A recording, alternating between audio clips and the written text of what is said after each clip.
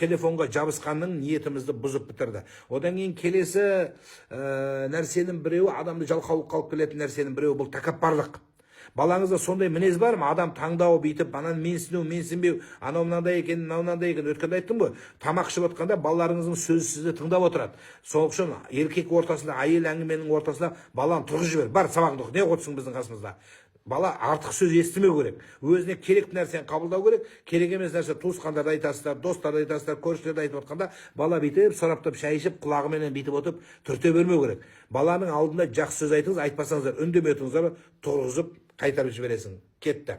Одан кейін мен түсінбеймін. Кеше емес, бір күн 30 күн болды.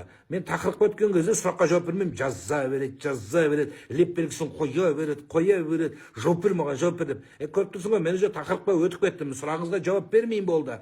Енді бағанадан бері кірмей отыр, енді келіп отыр, қазір тыңдап болып тұр, жаза береді, менің ойымды алақсытып, ойымнан ана шатасып кетіп жатқанды сол. Көріп тұрсың ғой енді. Жоқ, обязательно блокировать етіп тастау керек по сообщениені. Қоя тұрыңыз, жазбай. Айтып алсын өзінің ойындағысын. Бізде анау шыдам, айтып алу, біреуді тыңдау деген жоқ. Менікі өтсе болды до конца. Мені тыңда сен.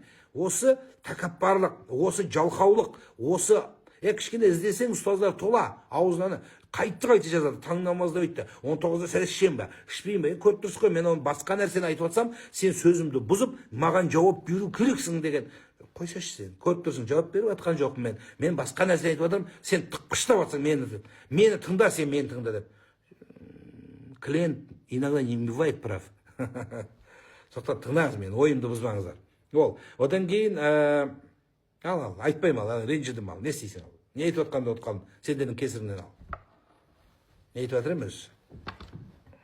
Достаз айтсын дедік. Яғни достар, досты сергітіп білу керек. Досты сіздер таңдап беріңіздер деп өткенде айтқаным сол. Осыған алып келгем. Яғни сіз балаңыздың досы дұрыс болмаса, түптің түбі сізде өкініш болады. Сол үшін балаңызды жаңағы жалқаулыққа алып келетін нәрсенің біреуі дос. Өйткені ол тыңдайды, мен сабақ оқымай жаттым, мен телефон шұқырдым. Бір-біріне жазады. Білесіздер ме? Мектеп оқушылары қазір онлайн казиноға қосылып кеткен. Бір емес, былай балалар бар. Мектепке баруға болмайды, балалармен кездесуге болмайды. Мектептегі балалар бүйту керек. Мұғалімнің қолына не келеді? Ол сабақ бере ме? Ол сенің балаң тәрбиесіне қарай ма? Кешет дүние таптым деп жүгіріп жүр, балалар осы нәрседен қалып жатыр. Сондықтан ардақты ата-аналар, сіздер балаларыңыздың телефонына қарап, оны қорқытып үркітіп, балаң қайтада приложение қосып ала береді. Түнде телефонды, кеше ғана мен бір кісі айтады, баламды ұйықтап жатыр деп ойласақ, түнде телефон шұқиды екен дейді. Сіз сабаққа барып деп отырады, не болды сізге, ораза ұстадым деп. Жоқ, телефон тартып алыңыз керек болатын болса. Тартып алдым деген сөз баланы жек көру емес, баланы жақсы көресіз. Сондықтан да мәселе осы. Келесі тамақ ішуді айттық, тойдырмау, сәл тоймайыншы тамақ ішу. Бұл да адамды жалқаулыққа алып келмейтін нәрсе. Қарны тоқ, қайғысы көйлегі көк, немесе қайғысы жоқ, аздырар адам баласын дейді. Адамда кішкене тоймай қалу керек. Сәл-сәл қышуы до конца қанбай қалу керек. Сонда талпыныс мотивация болады.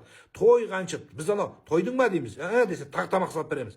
Тойған жоқ. Адам кішкене тамағы асқазанда біраз су, біраз ауа болу керек. Адам кішкене қарны аш болса, мен совсем ауру қылып қой деп отқан жоқпын тамақ бермей. Әйтеуір тойдырма.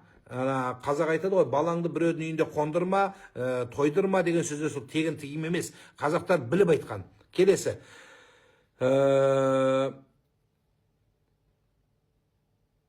Ойсыздық. Балада бір мақсат, ой болу керек, бір түйсік болу керек. Балам, мен қасыңда ұзақ болмаймын. Күнде айта бермейін сізді, мен өлем деп. Өлсең өле қаш дейді. Олай емес. Бір кейде бір ой салатын. Мысалы, біз болмай қалсақ, балам, не істейсің? Қандай боласың? Не істейтін? Әпкеңмен қалай боласың? Деп осы сияқты бір кейде сұхбат құрып барып, жақсы нәрсені айтып барып, бір нәрседен арыдан іліп барып, балаңыздың ойын бөлісіңіз, баланы тыңдаңыздар, сөйлесіңіздер. Сонда бұл жалқаулықты балаңыз жеңуіне себеп болады. Балаңызды тыңдамаймыз, аузың жап, мен тыңдап, менікі ғана болу керек деп. Жоқ, сен президент емессің, президенттікте жүрмей жатыр керек десеңіз кейбір кезде. Сондықтан да өтірік алдап қойып жатыр, бүйтіп алаяқтар көп қой, кіріп алғандар. Сондай болады. Сол сияқты балада айла өте көп болады.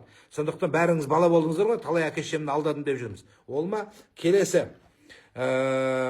жақсыларға жақындатыңыз. Балаларыңызды жақсы ұстаздарға, жақсы имамдарға жетектеп апарып, өзіңіз тыңдап, отыр мені тыңдап. Маған да кейде анау стористе бөліскенде балалардың бүйтіп тыңдап отқанын көремін да риза боламын.